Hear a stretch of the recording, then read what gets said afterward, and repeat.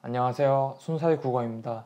오늘은 독해 강의 네 번째 강의로 두 번째 무차별적인 정보인 나열형 정보에 대해서 말씀드리겠습니다. 무차별적인 정보 첫 번째 시간으로 말씀드린 게 관계형 정보였죠. 비례관계랑 인과관계가 나올 때는 중요한 비례관계, 인과관계일 때 주제랑 직결될 때는 메모를 해야 되고, 그게 아닐 때는 그냥 지문 내에 이런 식으로 표시만 하고 밑줄만 치고 넘기는 것이 낫다라고 말씀을 드렸었어요. 오늘 말씀드린 나열형 정보는 어떤 것이냐면, 한 문단 안에 어떤 개념과 관련된 것들 또는 현상과 관련된 것들이 3개나 4개 이상 설명될 때가 있어요. 한 문단 내에 특히 4개 이상 설명될 때가 많은데, 이게 기술 지문에서 많이 나오거든요. 이해나 설명을 위해 필요한 정보가 어떤 기준점 없이 쏟아질 때가 있는데, 이런 기준점이 무엇을 의미하냐면 공통점이나 차이점이 발생하지 않는다는 것을 의미해요. 여러분들이 기술 질문을 읽다 보면 어떤 기계 장치나 아니면 자동차가 움직이는 원리를 설명할 때 뭐 엔진을 설명하다가 바퀴를 설명하다가 아니면 배기구를 설명하다가 핸들을 설명할 수도 있겠죠. 근데 얘네들의 공통점과 차이점은 두드러지지 않게 설명하는 그런 지문들이 수능에서 꽤 많이 나옵니다. 저는 이제 지문의 이해나 설명과는 무관한 정보를 그냥 개별적으로 설명하는 경우도 있어요. 즉, 이 기억은 저번 시간에 말씀드렸던 것처럼 주제와의 직결성이 높은 정보예요. 아래 거는 직결성이 낮은 정보를 그냥 나열할 때가 있어요. 즉, 관계형 정보처럼 직결성이 높은 거랑 직결성이 낮은 걸로 나눠집니다. 나열형 정보도. 그래서 나열형 정보의 경우 이 둘을 비교하는 것이 주된 공부 포인트예요. 주제와 직결되는지 직결되지 않는지를 판단할 수 있어야 이 나열형 정보를 잘 처리할 수 있습니다. 예시를 제가 들어서 보여드릴게요. 이게 2022학년도 6월 모의평가에 나왔던 PCR 지문, 중합효소 연쇄반응 지문의 1문단과 2문단이거든요. 제가 시간을 드릴 테니까 여러분들이 한번 읽어보세요. 시간 드릴게요.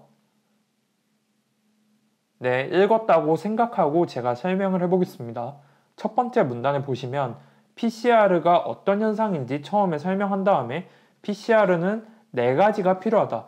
DNA, 프라이머, 중합효소, 뉴클레오타이드. 이 필요한 4가지 요소에 대해서 나열한 다음에 이 각각의 요소에 대해서 1문단 아랫부분에서 3개 문장, 2개 문장 정도로 설명을 해요. 근데 여기서 여러분들이 글을 읽으시면 느끼겠지만 차이점이랑 공통점이 명확하게 안 잡힙니다.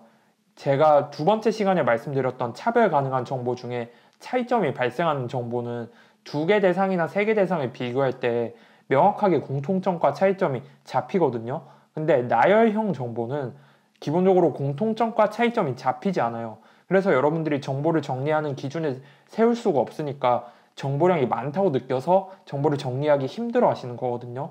근데 이 나열형 정보가 정말 여러분들을 화나게 하는 요소 중에 하나가 뭐냐면, 이 문단에서 이 1문단에서 나열된 애들을 이해했는지를 물어요.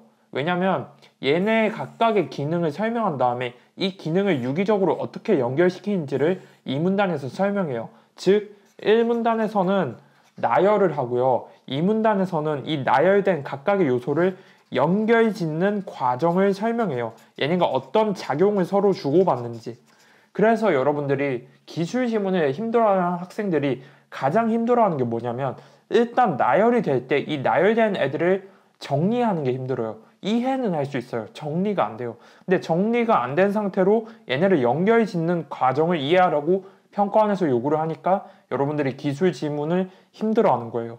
사실 기술 지문은 정보가 이해하기 어려운 경우는 잘 없어요. 의외로 정보가 이해하기 어려운 경우는 경제 지문이랑 철학 지문에서 훨씬 많이 나오거든요. 그 이유는 정보를 나열까지 해서 정리도 잘 안 되는 상황에 이해하기 어려운 정보까지 던지면 아무도 못 풀기 때문이에요.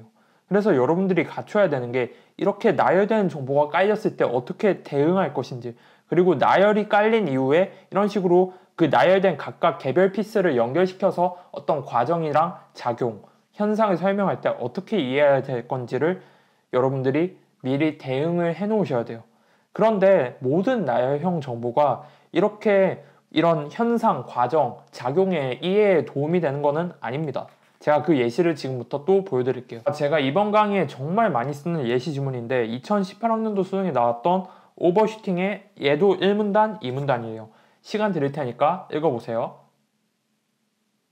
자, 읽었다고 생각하고 제가 지금부터 또 설명을 해보겠습니다. 첫 번째 문단에 보시면 정책 목표를 효과적으로 달성하기 위해 정책 수단의 특성을 고려하여 정책을 수행한다고 설명한 다음에 이 특성을 4가지 측면으로 나눠서 설명하죠.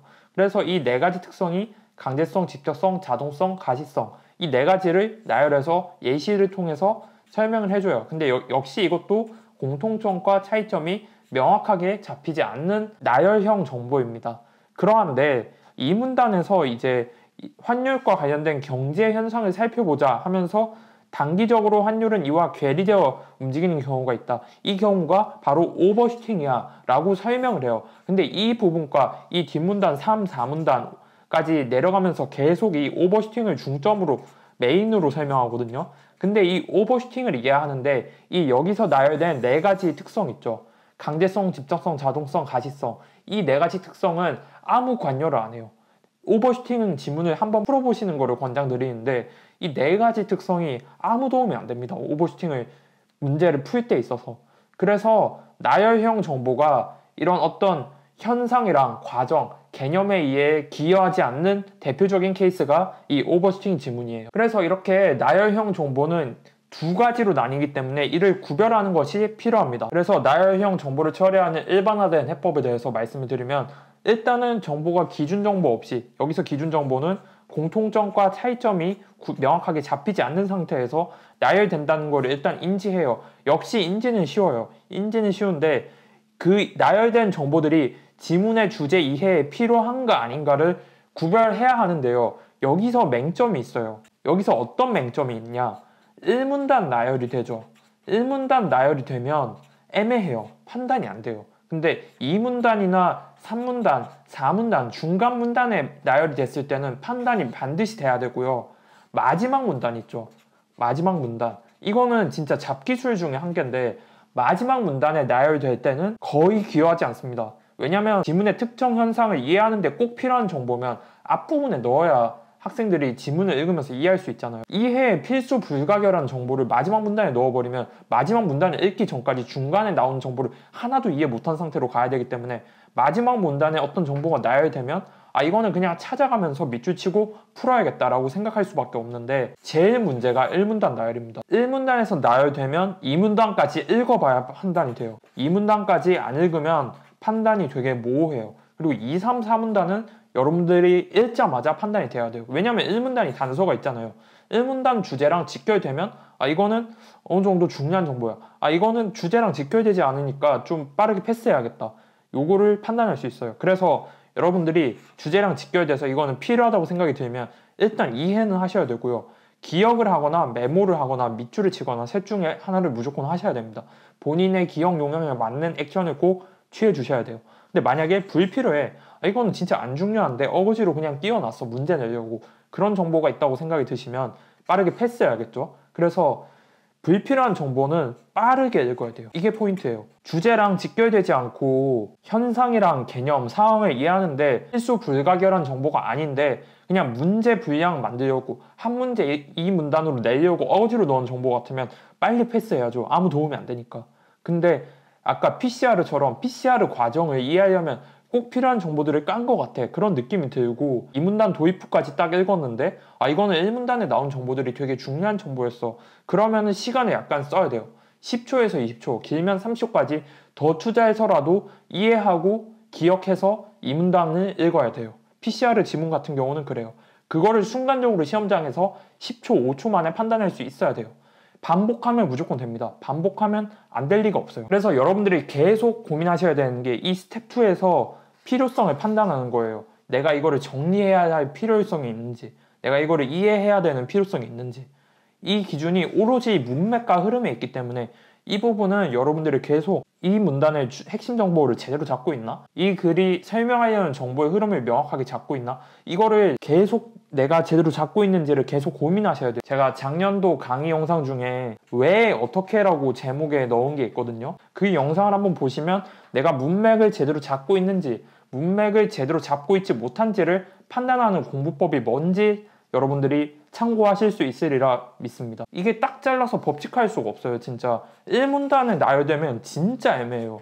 1문단에 나열될 때가 진짜 애매하고 2, 3, 4는 판단이 무조건 가능해야 돼요. 중간문단. 그러니까 정확히 말하면 중간문단. 그리고 마지막 문단은 어지간해서는 가치가 떨어집니다. 마지막 문단에 들어가는 거는 마지막 문단에 나열된 사례가 어떤 게 있냐면 가능세계 지문이 있거든요. 2019학년도 수능에 가능세계의 특성을 나열한 적이 있는데 그 특성들은 사실 가능세계를 이해하는 거랑은 크게 상관이 없어요.